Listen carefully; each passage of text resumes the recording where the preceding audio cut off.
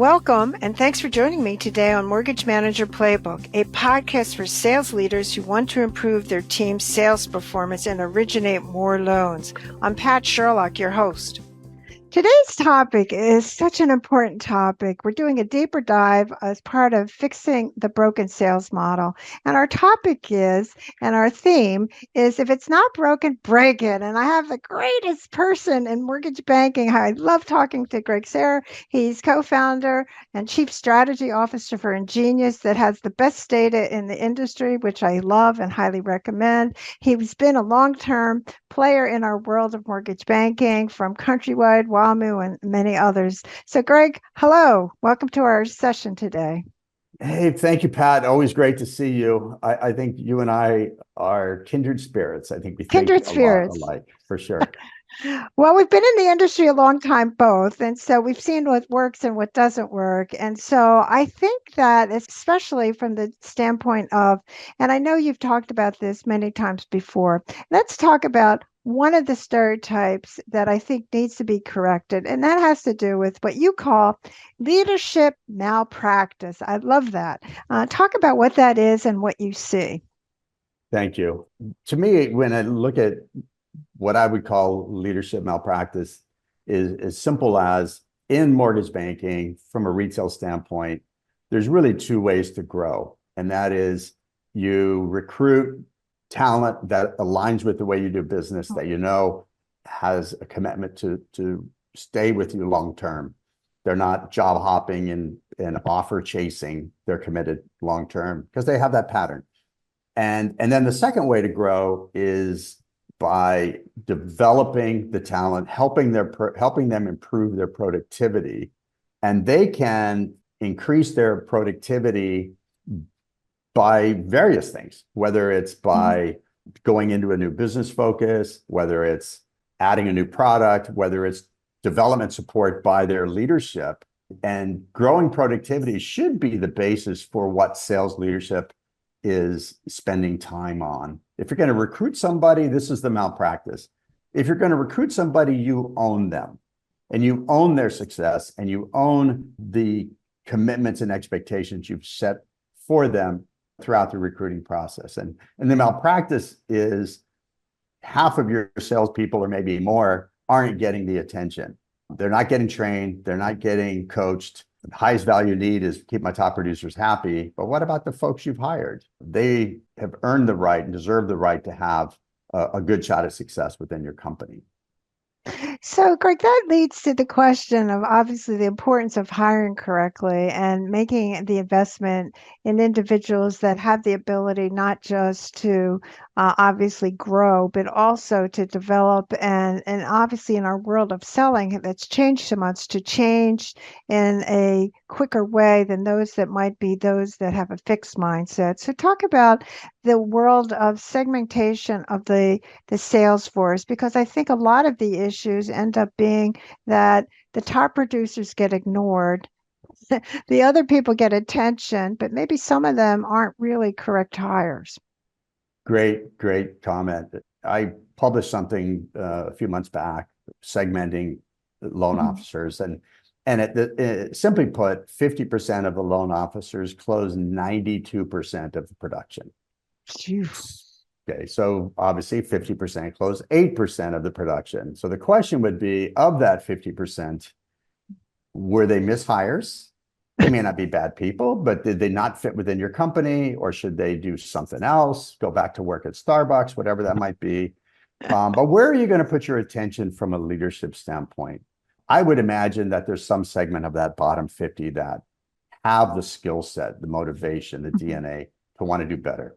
So you really look at this, and this goes back, I've been around too long, not too long, a long time. The way it's always been in my teams would be, if you're a producer, I work for you. If you're a mid-level producer, a future star, we work together. And if you're a low producer, you work for me. And the not breaking, are breaking something that is perceived as not broken, to me, I focus on that right there. Is that bottom 50% work for you? Means what are they accountable for? Are they accountable for a certain level of activity? Are they accountable for a certain number of pre-quals, applications, closings? And is there enough leadership courage to part ways with somebody who's not committed to the program as you expect them to? So you've got to smoke out their commitment first. If they're highly committed, then it's a skill set challenge.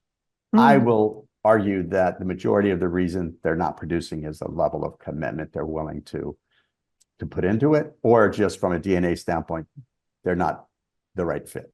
Well, that leads to the big question, and one of the tests I often use with lenders. And when you look at Salesforce, we'll put them the A, the B, and the C's as an example. And I often ask the question, where do you spend your time with what grouping?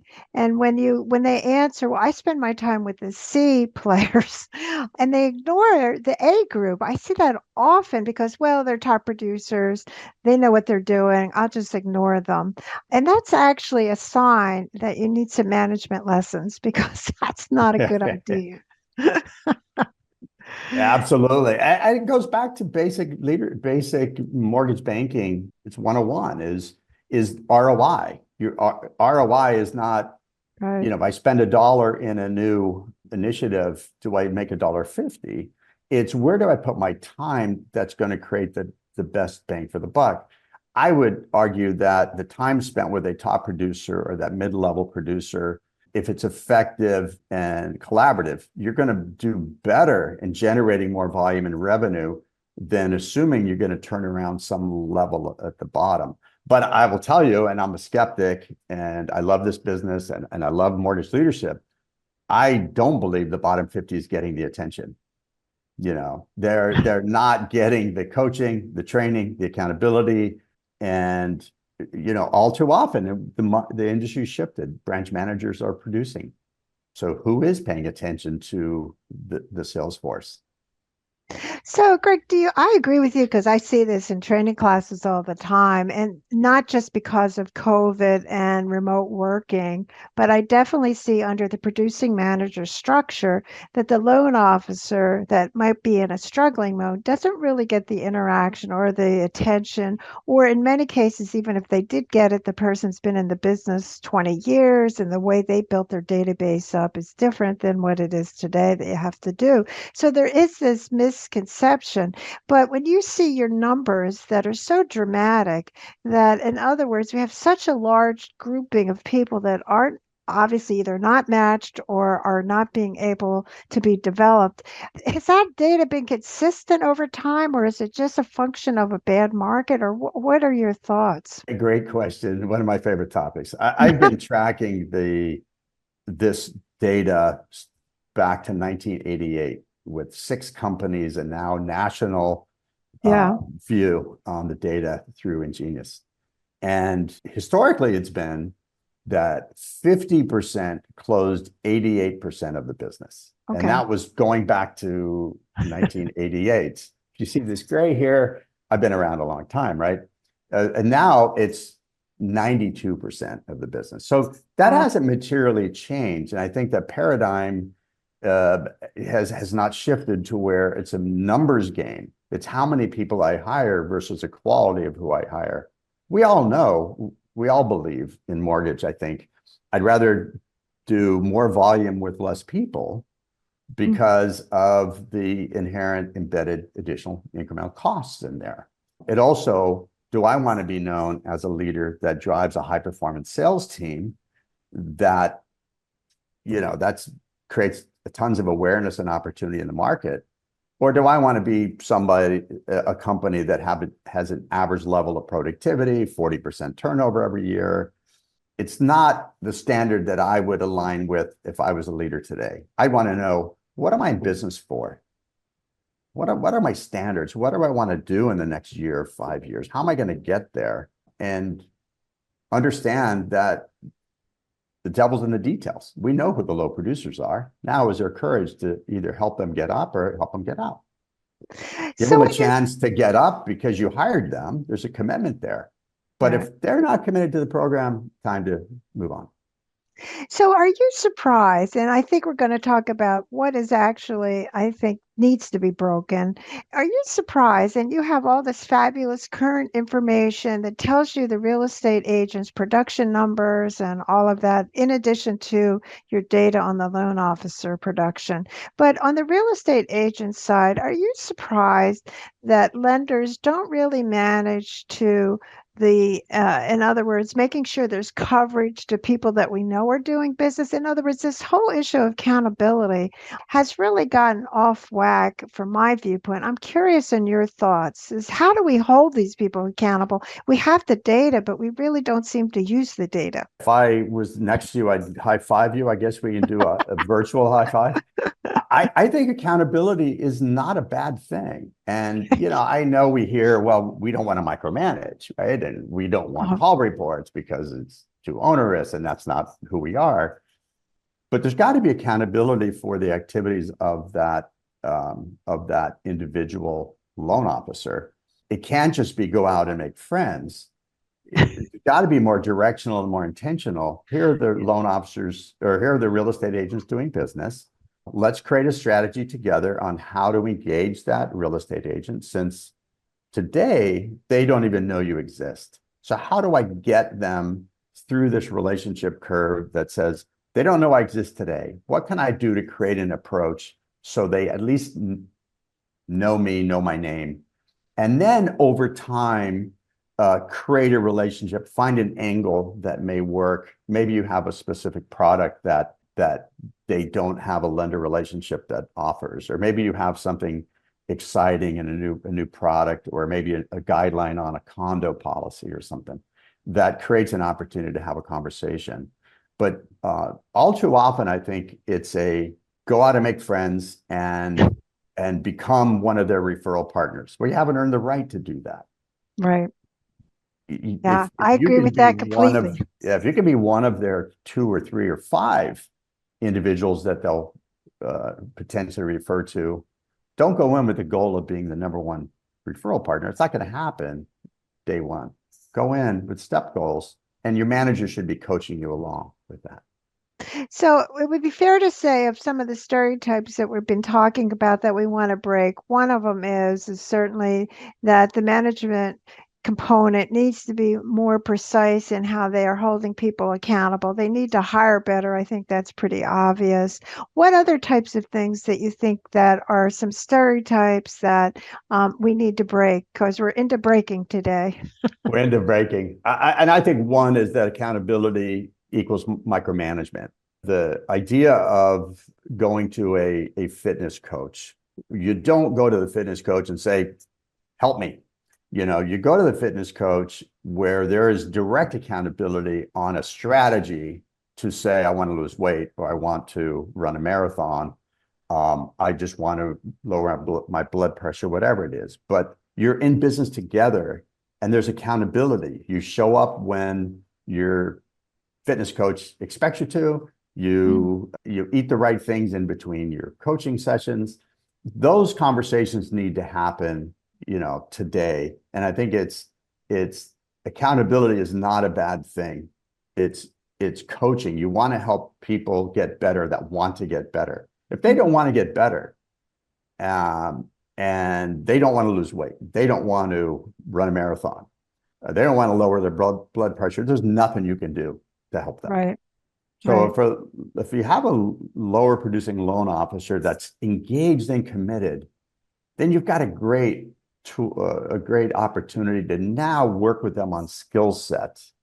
Mm. And that is going to help them produce over time. That's going to create some loyalty to you, and you're going to change lives that way.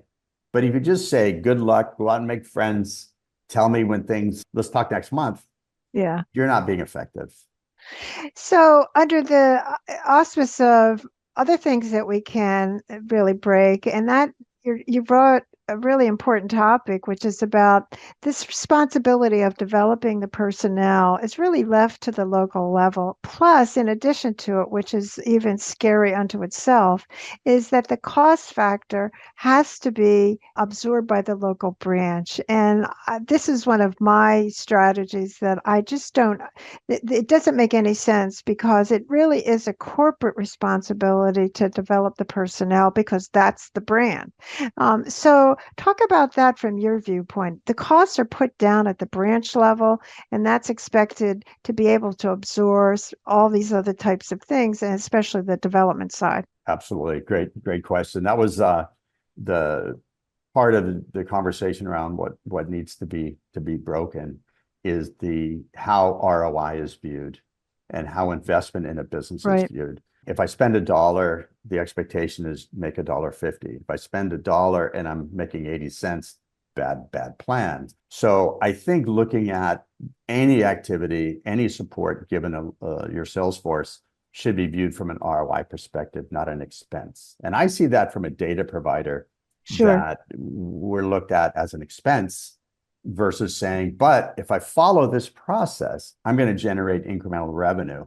So what's the revenue target? So I do agree with you. And I think it goes back to the entire enterprise from the top down that understands how we make money, that the key is ROI. It's easy to cut expenses to have short time feel good activity, but how do I generate revenue in a market that we've been in? And how can I invest smartly with the right people and manage the accountability and the engagement so I make sure I'm getting the bang for the buck? That I think is key. But it's a built-in conflict when branch managers paid on P&L. Well, they're limited authority to increase expense, but they're not willing to invest because they know that expense comes 10 or 20% comes right out of their pocket. So I think we Yeah. got to turn it around and say, what is the revenue that would be created? And let's focus on that. We're starting to see more leadership, their P&L component of their compensation is we're starting to see a little shift toward a revenue enhancement. So if you can drive higher revenue, Yeah. then we can offer a kicker to your compensation because over time, you're going to outrun the expense with significant revenue. Revenue is driven by product and volume. Right? Yeah, I agree with that. And I don't understand why that model hasn't been in place a long time ago. So, anyway, let's talk another thing that we need to break, and that has to do with, and I find it interesting because a lot of what we talk about really is all coming down to personnel. It always does. We can have technology up the kazoo, but the point is the quality of our personnel, and this reflects our branding and all of that. But when you really think about it, and this is true at many mortgage companies, they feel that they are providing the capital markets component, they're providing maybe some technology like the LOS systems. But when it comes to the development side, that's outsourced again, and this ties together with what we were just talking about. It's outsourced to the branch manager has to decide that they want to fund that. And I just think if your brand's on the line, I think you have that responsibility. Any thoughts on that? I completely agree. And at what level are you willing to cede your organization? Are you Mhm. going to cede your organization to the lowest common denominator? I don't think you would. But again, I think it does go back to ROI, Sure. the investment. So one of the things that I would challenge everyone to look at is take a look at your labor costs versus your development and training costs. And you're going to see a huge disparity there, which doesn't make sense, right? I've got Right. 85% of my cost is labor and 5% maybe Yeah. in development. And that isn't just sales development. It goes all the way up through leadership Right. development. That should be part of the structure of the company. So I do agree with you is what do you want to be as a company? What do you want to be known as? Right. And really having a real view of are you really a high performance sales organization? And if you are, what are the metrics that tell you that? What are Mhm. the anecdotes or what are the intangibles that would tell you that? And I would imagine if you were to interview Pat, and I know you're very well known, we'll call it a mortgage celebrity out there, that if you were to talk to 100 mortgage companies and banks, mortgage teams, are you a high performance sales team or do you aspire to? 100% would say yes. Then you got to ask, what does that look like? Part of it is investing in your people. If you want to create some loyalty and if you want to have them, your team presenting your organization in a consistent manner. And I think without that investment, it's whack-a-mole. Well, I will have to do another segment on that one because I agree with you 100% on that. That really is the most basic question, that it's more than just saying I'm a company that generates volume, which is sometimes all it ends up being. So, Greg, we only have a few more minutes left. Talk about some more things we need to break that are really things that don't make any sense today. I think there's one aspect, and it goes back to, and you've said this, and every time you say it, I get a huge smile on my face, is this term prospecting. And prospecting should be or is alive and well in the mortgage business. We just haven't heard, it sounds like so 80s, right? But it's prospecting is varied depending on the individual, depending on maybe your experience, your referral base.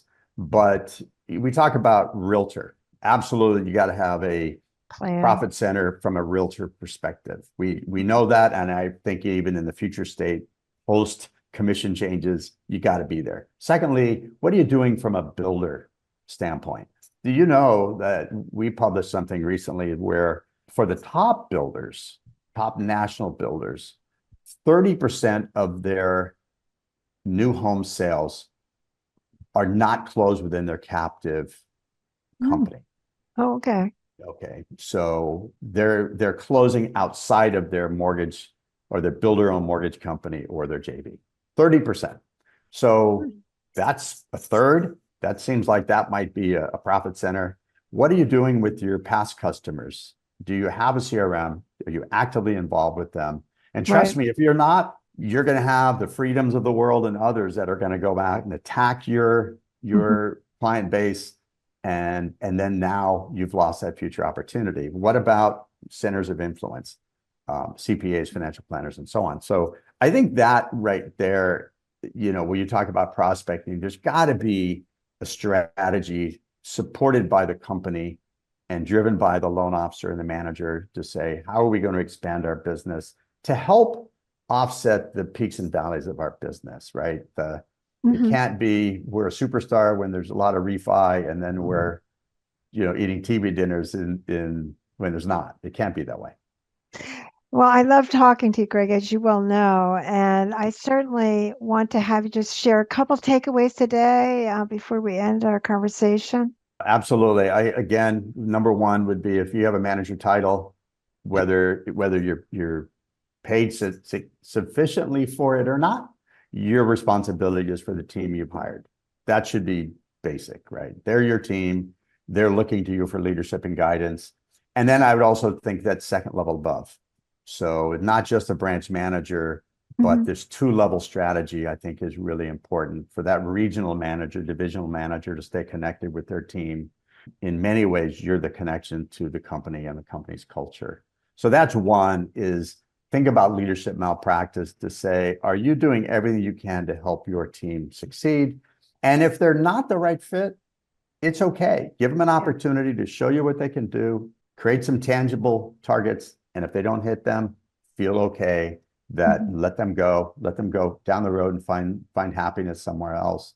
Do more with less should be a strategy you focus on, and understand you're building a legacy as a leader. And I'm hopeful our leaders are thinking that way. What do I want to be known for when I leave this career at some point? And is it just I made a lot of money? That's great. But it's how many lives have you touched?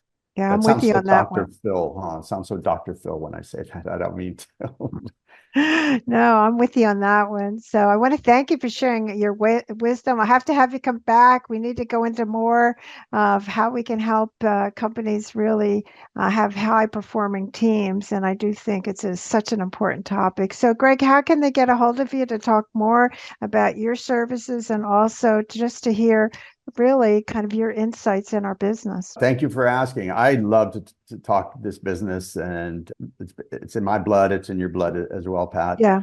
It's Greg Sayegh at ingenious-data.com.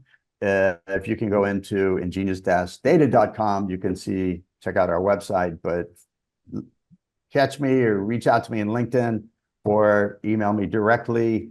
Love to talk, and anything I can do to help this industry, I'm there. Well, I'm thrilled to have you as always, and certainly I highly recommend all our listeners today to reach out to Greg. He's such a fountain of knowledge about our business. Thanks so much, Greg, and certainly thank our listeners. And if you would like to listen to some more podcasts, go to patsherlock.com. Thanks again. Thank you very much, Pat. Yeah. Have a good day. Thanks for listening to Mortgage Manager Playbook. You can catch up on all our episodes by subscribing to receive each week a new show. Don't forget to share this podcast with your friends and team members. If you're looking to increase production, call me to discuss my prospecting sales training program, Ramping Up Realtor Referral Sources. Check out my website, www.patsherlock.com.